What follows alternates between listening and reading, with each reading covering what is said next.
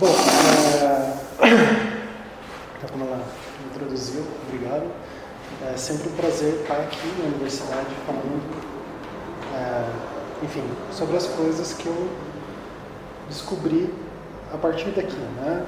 Então, só contextualizando, eu fiz mestrado aqui na UFPR, né, no programa do PPG Design, fui orientado pela professora Carla Spinillo. E também estou indo ali para o final do doutorado, também sou orientado pela Carla. E a minha pesquisa lá no mestrado foi sobre infografia, animação e interação. E agora eu voltei dentro do mesmo tema, ainda pesquisando sobre infografia, mas como produzir esses infográficos, né? No caso, infografia de saúde. Bom, o que eu vou falar hoje para vocês tem a ver um pouco do projeto que surgiu em decorrência dessas pesquisas, junto na época do mestrado com o colega Fabiano de Miranda. A gente montou um curso chamado Pensar Infográfico, que é sobre infografia, partindo um pouco da base teórica que a gente vê em design da informação aqui no programa, né? Então, bom, iniciando aqui. Infográficos, né? Esse tema que é uma palavra meio mágica, assim, né? Que às vezes as pessoas mais leigas associam muita explicação a infográfico, né? Então, quero explicar alguma coisa melhor, faz um infográfico, etc. Sendo que tem todo um universo de complexidade em torno disso. E a ideia dessa palestra, de todo o curso, é mostrar a dinâmica do que é um infográfico, ou o que pode ser, do que se parece, e etc. Bom, a gente vai ver mais ou menos uma delimitação do que são ou podem ser infográficos, qual o uso, quais as características, os elementos e como ele pode ser utilizado de fato, né? Bom, eu acho que antes da gente entrar nesse tema do que é e etc., é bom a gente entender o contexto, o porquê que a necessidade da gente querer saber sobre infográficos, né?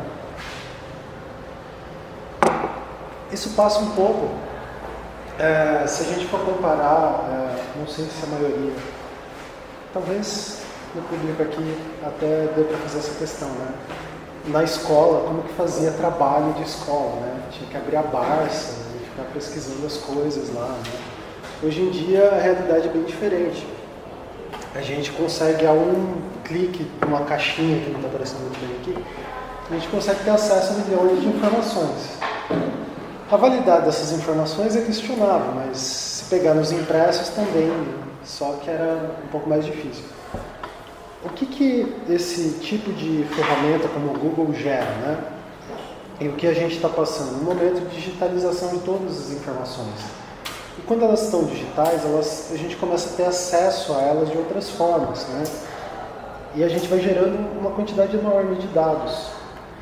Só com o celular, por exemplo, a gente se torna um gerador de dados passivos, né? Por exemplo, uma coisa que me irrita muito no Android, que eu ainda não sei como desativar, é que ele fica me avisando, você já esteve nesse lugar antes, dê uma nota nesse lugar, né? Tipo, é uma coisa muito invasiva, né? A gente está gerando esses vários dados que a gente consegue gerar. Como acessar esses N dados, né? Daí a gente vai entrar, por exemplo, isso daqui já é um pouco antigo, tá? Logo que o Uber começou a operação dele, né, uma coisa que deixou as pessoas um pouco surpresas é que eles se entendiam como uma empresa de logística, de informações logísticas, e não como um aplicativo que a gente associa como alguma coisa como transporte barato, né, tipo um táxi, coisa do tipo. E esse tipo de pensamento é interessante porque, assim, o grande material dele é informação. Se for pegar lá do ponto de vista teórico, né, desde os anos 90 falam que a gente vive numa sociedade de informação, que os valores que circulam são informações, só que isso é muito intangível. Daí a visualidade, a infografia começa a trazer isso para um ambiente um pouco mais tangível. Esse mapa aqui ele é formado só por linhas de tráfego de Uber. Então, as pessoas, isso daqui é um dia lá em Manhattan, Nova York, das pessoas pegando Uber.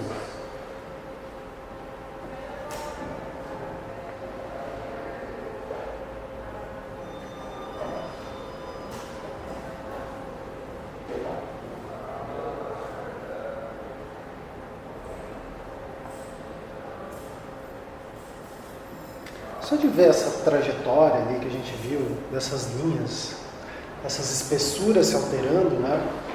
O que a gente consegue extrair de informações, por exemplo?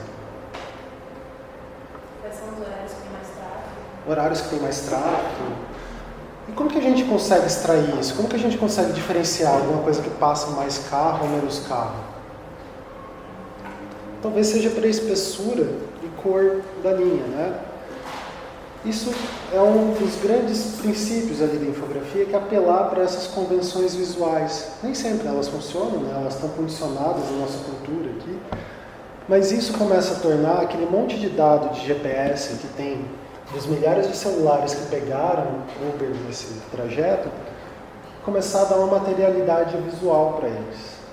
E isso começa a mudar a dinâmica que a gente tem com esses dados, né? Eles deixam de ser tão frios. Bom, imaginando que a gente tem um universo de dados e etc., de coisas que a gente poderia mensurar, mapear, visualizar.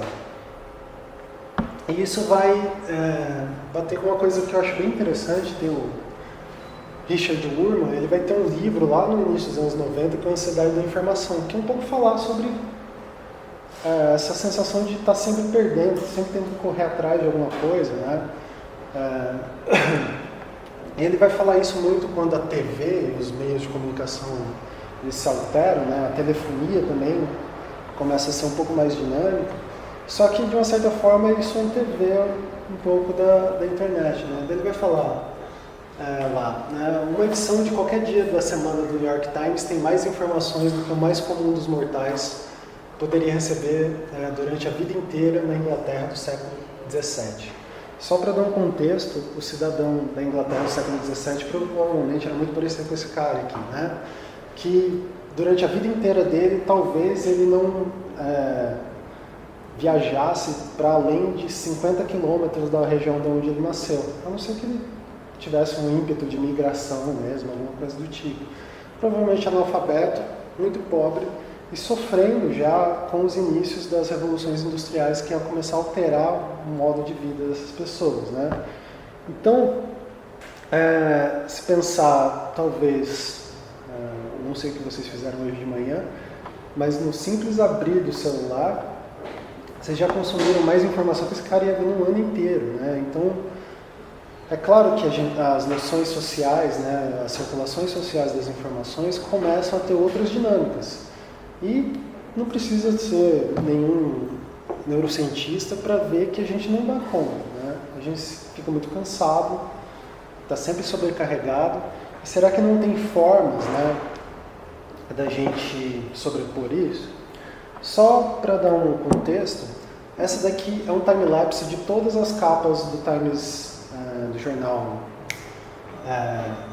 o New York Times, desde que ele foi lançado, que foi lá no século XIX, se não me engano, no início do século XIX, até 2014, mais ou menos, né?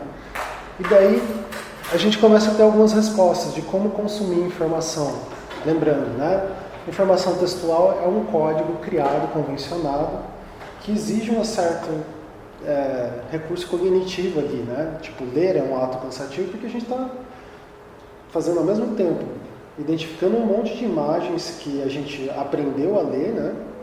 E extraindo informações e codificando aquilo, né? Então é uma coisa bem complexa.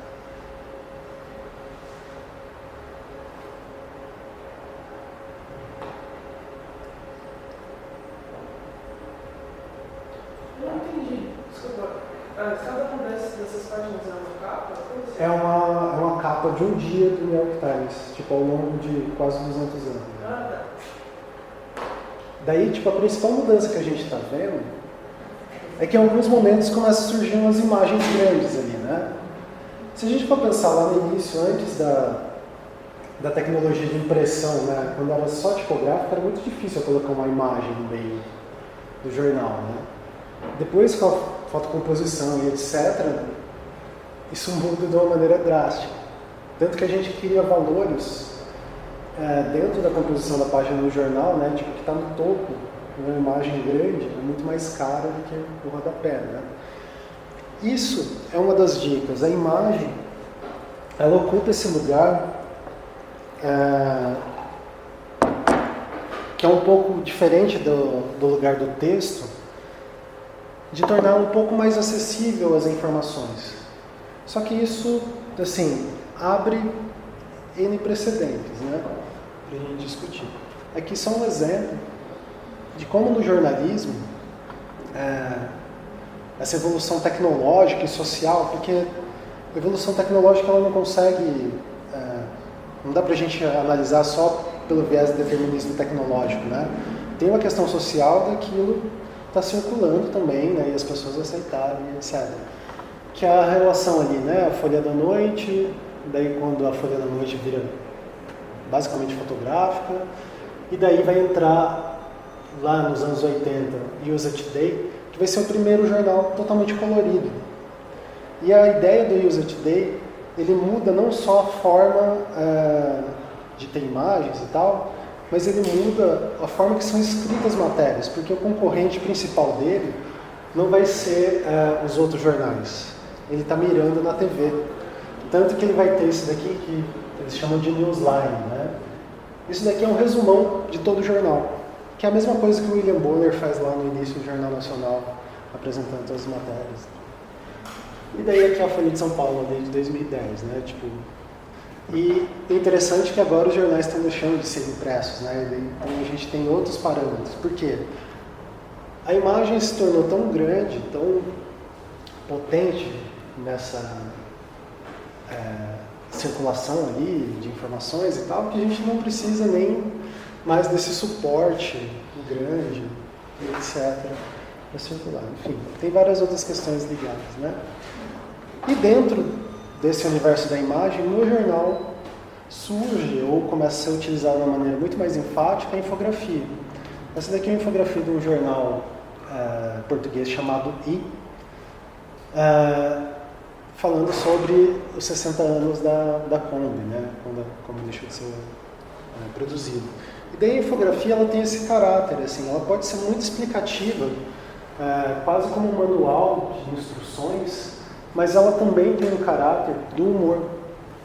Né? Então a gente pode ter essas coisas bem humoradas ali, de outras possibilidades de Kombi. E até a brincadeira, né, que em Portugal ela se chama pão de forma, né? Quer dizer, chamam de pão de forma, daí fizeram uma versão torradeira ali. Tem um autor chamado Nigel Holmes, que ele vai trabalhar durante a década de 80 e 90, muito explorando os limites dessa potencialidade, assim, do humor na infografia, que isso aqui vai trazer atração, né? Tipo, para as pessoas pararem, tentar ler, e ao mesmo tempo torna as informações acessíveis. Do ponto de vista acadêmico, né, tem algumas estratégias que a gente consegue delimitar o que é infografia. Uma delas, que é a mais clássica, é fazer essa junção entre informational e graphics. O nome infográfico vai sair dessa abreviação ali, né? Então, vem ali da questão informativa e graphics no sentido de representação gráfica. Só que isso vai gerar várias confusões. Se alguém tiver interesse, leia lá, tanto na minha dissertação quanto no Fabiano, tem um capítulo inteiro só sobre os problemas do nome infográfico. Assim, né? Mas eu acho que para a gente discutir agora, o que é interessante entender? O infográfico ele é uma forma de representação visual de informações para explicar alguma coisa. Então ele sempre vai ter esse propósito. Ou ele vai estar descrevendo, detalhando alguma informação, ou explicando como funciona alguma coisa. Então ele está muito nesse contexto. E a principal característica é essa utilização de imagem e texto. Daí, imagem e texto, a gente pode apelar para a linguagem visual para tentar entender isso, né?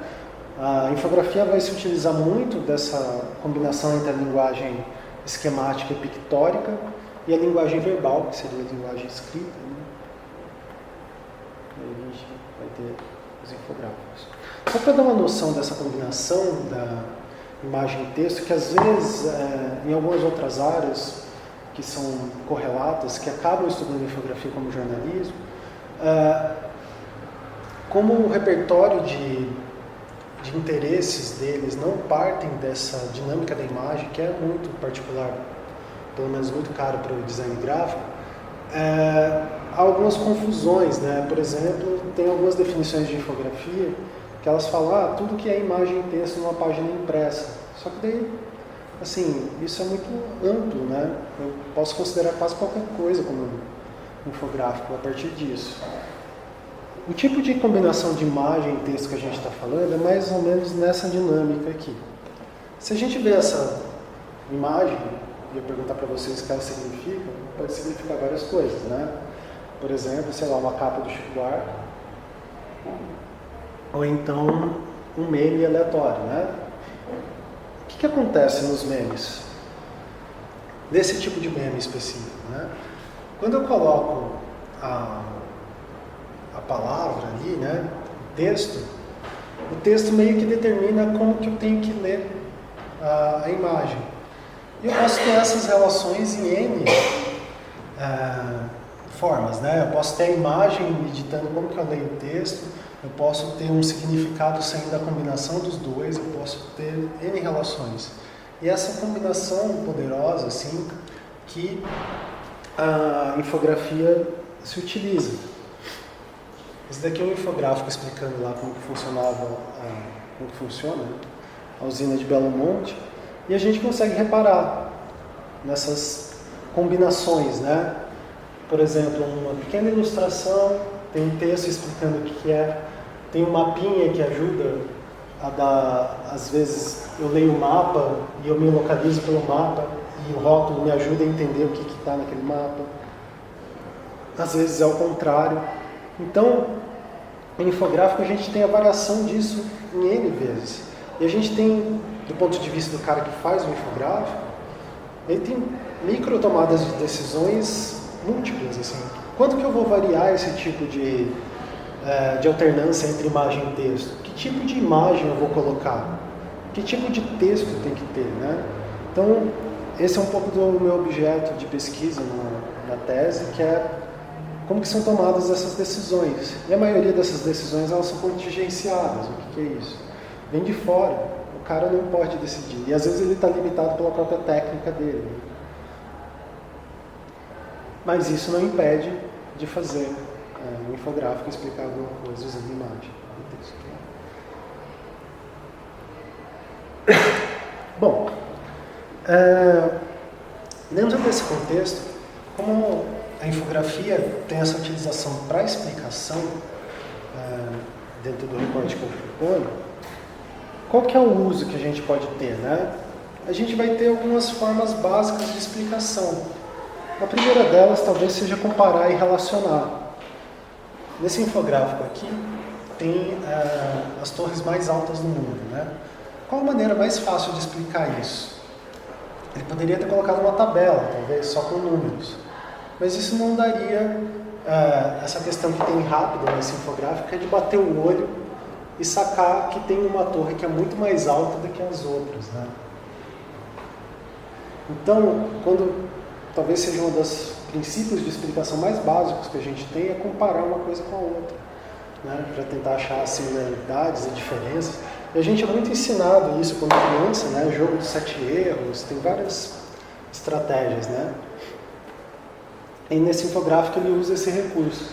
Tem uma coisa muito interessante, né? Que tem essa questão principal aqui, né? Que é mostrar quais são as torres mais altas, mas ele dá um contexto histórico de quais eram as torres mais altas até determinada época e onde que elas estão localizadas.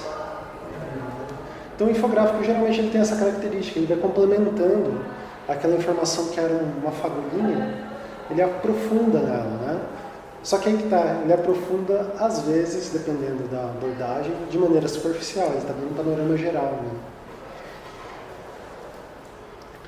Outra estratégia muito utilizada é localizar no tempo. E para localizar no tempo, a gente tem essa estrutura que acabou se consolidando, chamada linha do tempo, onde a gente vai ter uma linha que vai fazer essa marcação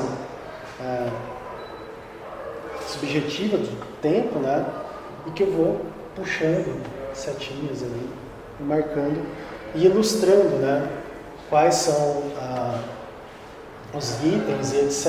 E isso também me permite uma comparação, de uma certa forma. Fora localizar no tempo, a gente tem outra estratégia de localizar que talvez seja mais convencional, que é localizar no espaço. E daí, para isso, a gente tem a tradição da cartografia, né, que são os mapas. E a gente tem diversos tipos de mapas, né? Tem esses de território, que são os mais comuns.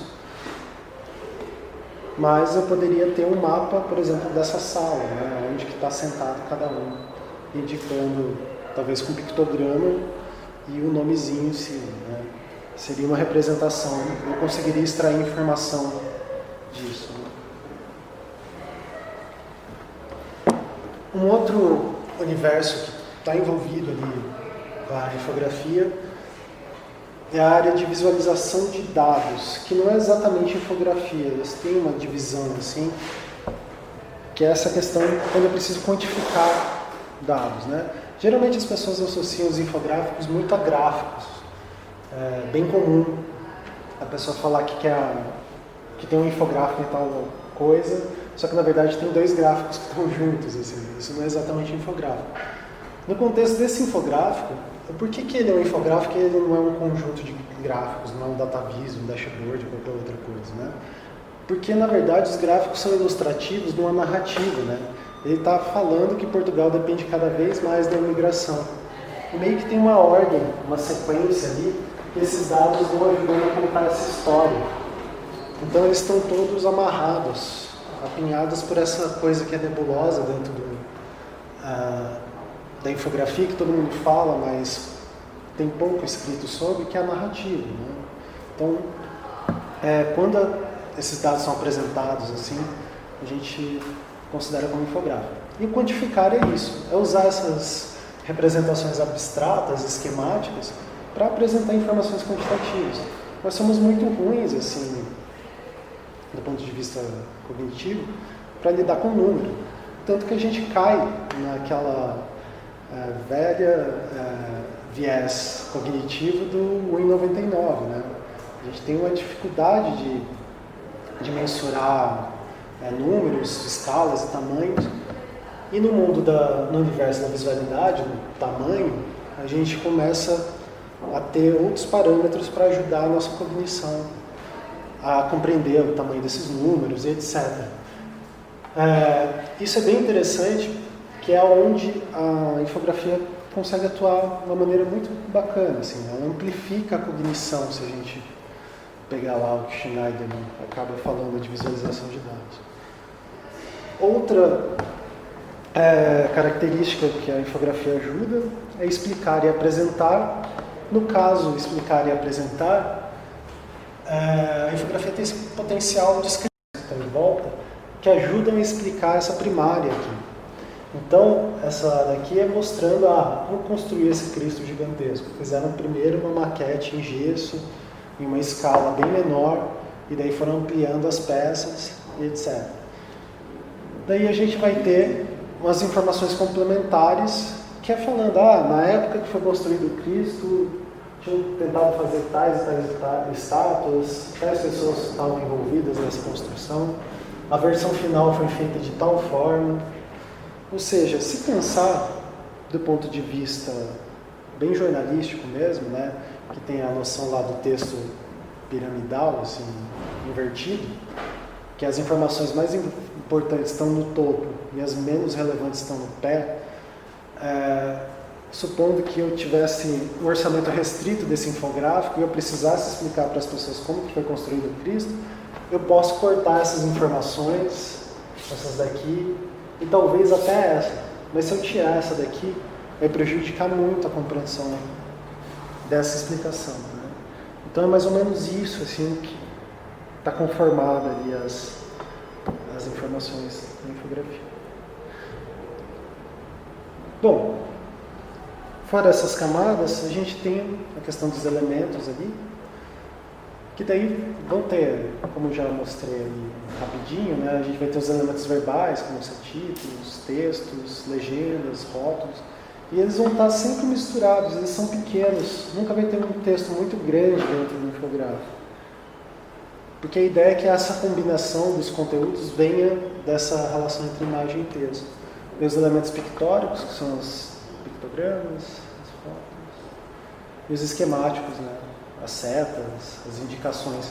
O esquemático geralmente eu uso quando eu quero induzir o leitor a estabelecer aquela relação. Né? Aí que tá. Daí tem a parte do como posso utilizar. Né? Então, tem essas...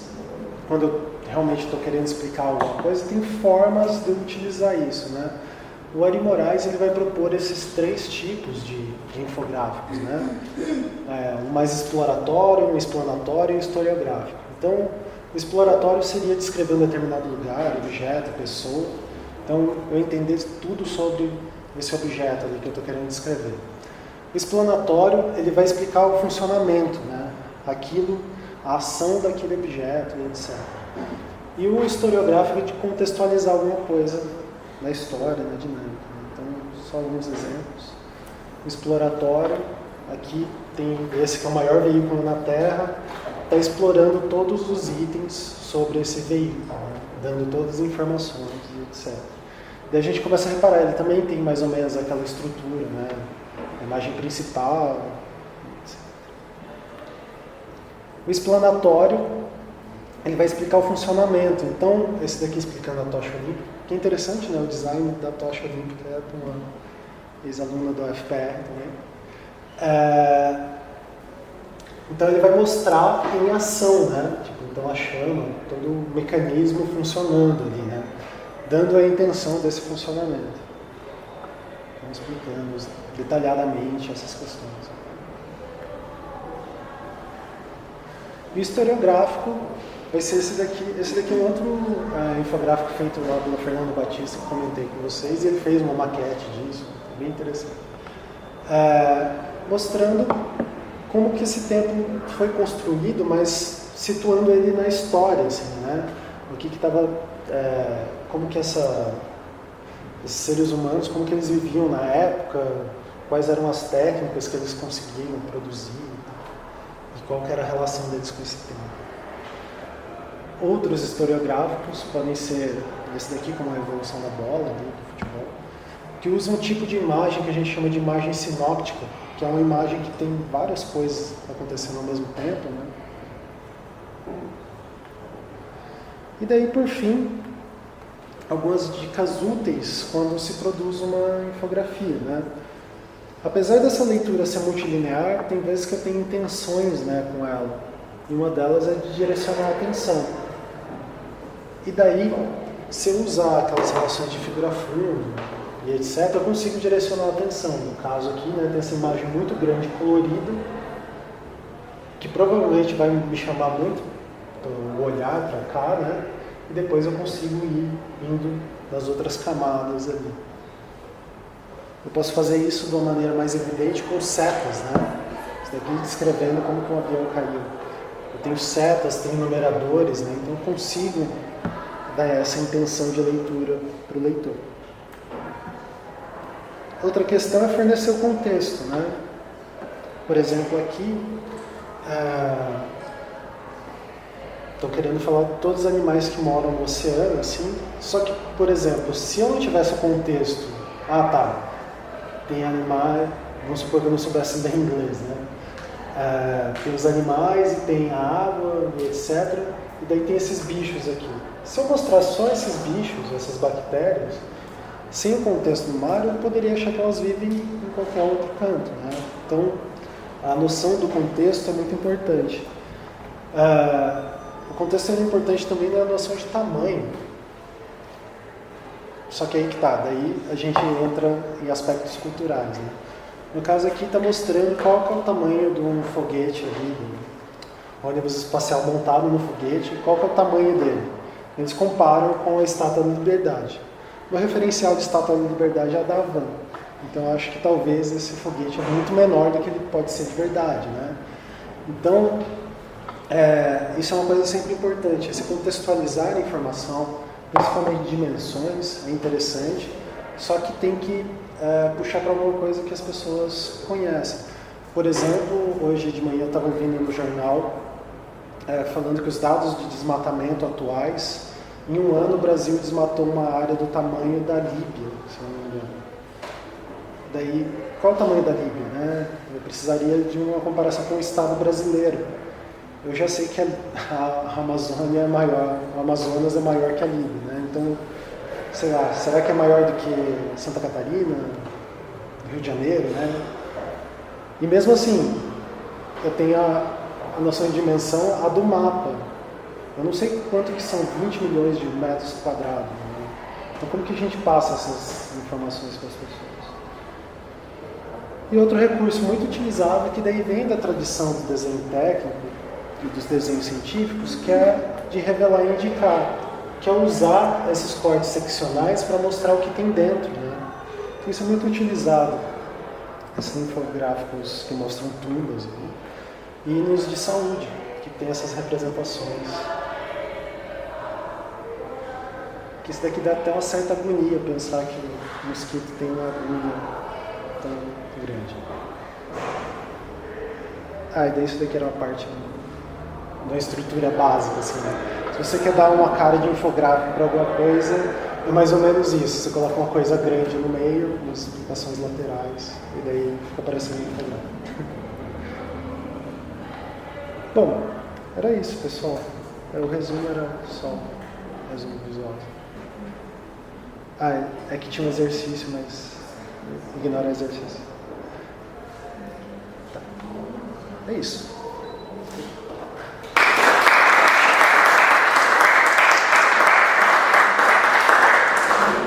Não sei se tem perguntas, se alguma coisa. Que hora é o almoço? Pode falar. Não, estou perguntando. Então, essa pergunta é excelente, na real, porque assim, deixa eu voltar lá. Isso daqui, isso é interessante porque a gente sempre cita os autores. O Ari Moraes é um grande autor dessa área, né? Talvez é a primeira pessoa que vai estudar academicamente isso, só que eu tendo a discordar um pouco dele, disso daqui, né? A diferença do exploratório e do explanatório é que o exploratório ele é descritivo, então ele só vai descrever o que é, né? Então, ele só está descrevendo o que é essa máquina. Agora, eu poderia ter um infográfico dessa máquina explanatório, falando como que ela funciona. Daí teria um detalhamento, por exemplo, talvez eu tivesse que ter uma vista seccionada para mostrar como que funciona essa roda num funcionamento e etc. Só que aí que tá, a minha questão com isso daqui é porque isso às vezes se mistura. Eu posso ter um infográfico, no caso desse daqui, né? Ele mistura o explanatório com o exploratório, porque eu tenho a parte exploratória aqui que é só apresentando a tocha. Mas daí eu tenho outra dimensão aqui, explanatória, mostrando como que funciona as relações da tocha.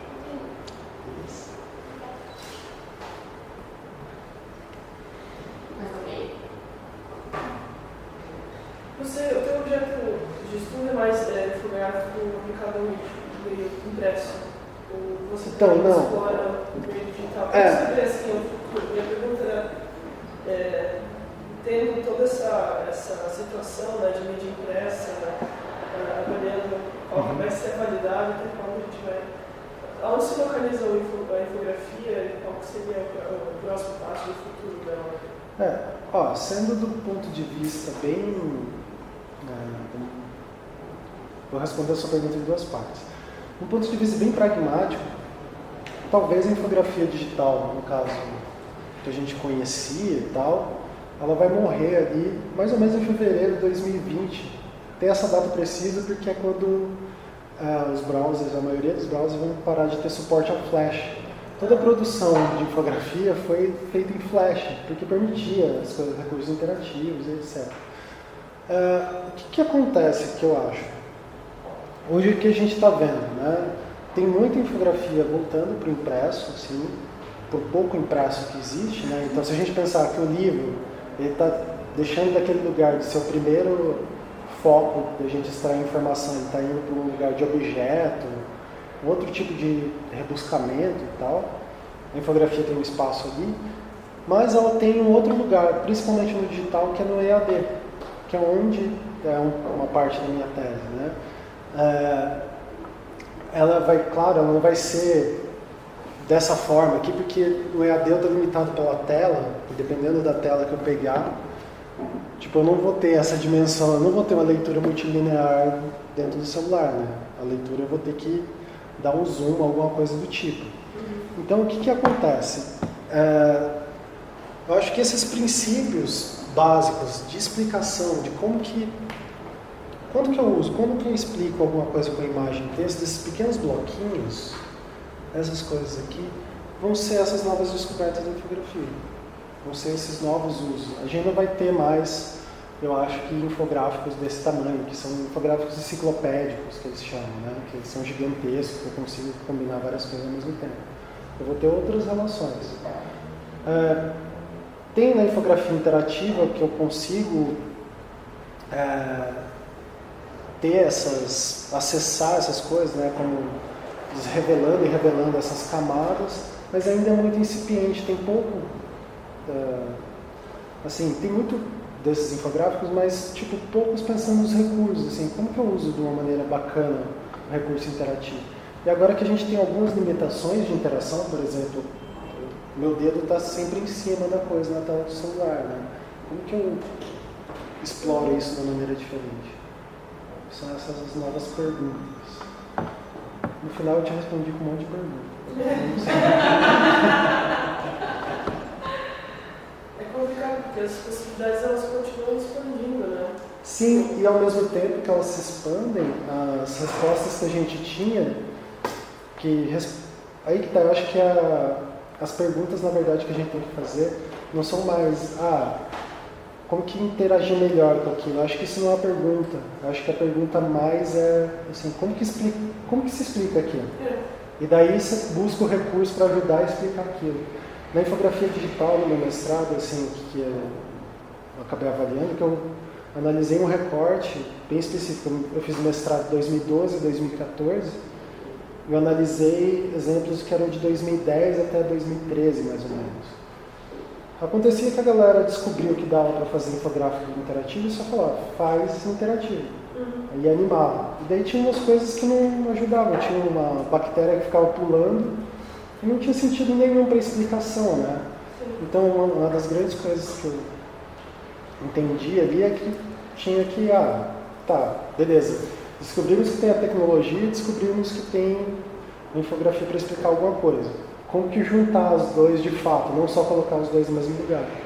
E daí quando começa a se produzir isso, daí entra essa outra área que é o DataVis, que é de visualização de dados, que começa a explorar isso de outras maneiras. O Flash entra em declínio, daí tudo começa a alterar essa relação. Mas o Flash, tipo o New York Times, os gráficos interativos que eles fazem, eu acho que são HTML5 já, né? Tipo, é mais acessível. Só que mesmo assim, é que eu acabo falando Flash, mas eu precisava de um termo disso, né? Mas da migração das telas screen, né, de computador para celular, né? Teve essa migração. Sim. Tanto que os deles, tipo, eles não funcionam exatamente, né? Alguns sim, só que daí eles começam a simplificar muito. Se comparar, por exemplo, os que eles estavam fazendo das Olimpíadas, acho que foi de 2012, com os das últimas Olimpíadas, eles estão diminuindo cada vez mais os recursos, né? As novas tecnologias vão aparecendo e as pessoas vão se adaptando. E daí parece que a curva de adaptação não está dando o tempo de maturação muito grande, né? Já surge uma nova tecnologia, e daí tudo fica sempre no nível experimental, né? Nunca se chega no nível do mastering do negócio. Sim. Né? Beleza,